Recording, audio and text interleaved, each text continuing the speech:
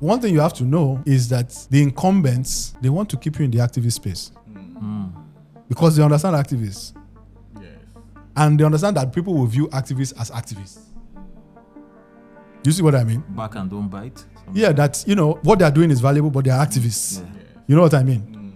In other words, they're not a real threat for power. I agree.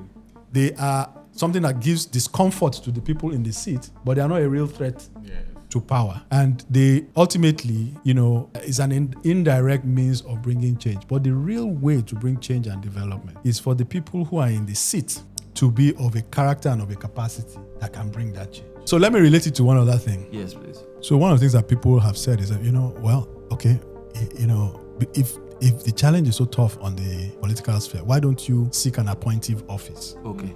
Right? Serve. Get appointed, serve, you're appointed as a minister or whatever it is, or head of an agency, a significant agency, and you contribute that way. I would say it's not as if those opportunities have not come. Okay. But I have a couple of convictions around this. One is that the way true and lasting change and development will come is not through appointive office, but through elective offices. Because the appointive offices serve at the pleasure of the elective offices. Yeah, true talk. If you go back and you look at our history, you'll find that there's no administration that you want to point to, almost none that you point to, that you cannot pick out 1, 2, 3 very good people. Technocrats who are put in certain positions, who are working very hard. They are working even harder than they ever work in the private sector when they go into public sector. They are in the money office from morning to night. One, how much ground are they able to cover? If they cover ground, how sustainable can that ground be? Because whatever they are doing is in the context of the elective office that appointed them. Within it. Their ability to bring institutional change is very limited. So for me, I was very clear when I made the transition from private sector into public sector that it's not appointive office, it is elective office. Yes, it's a battle. We'll fight it for years. There's no guarantee of success.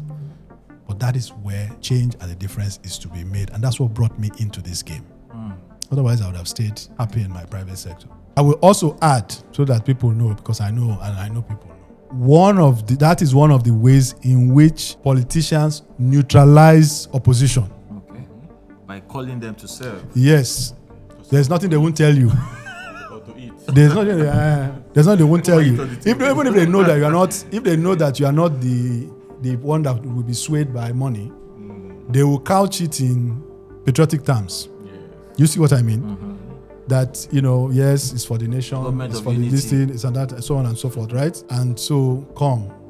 But they are trying to neutralize an opposition force.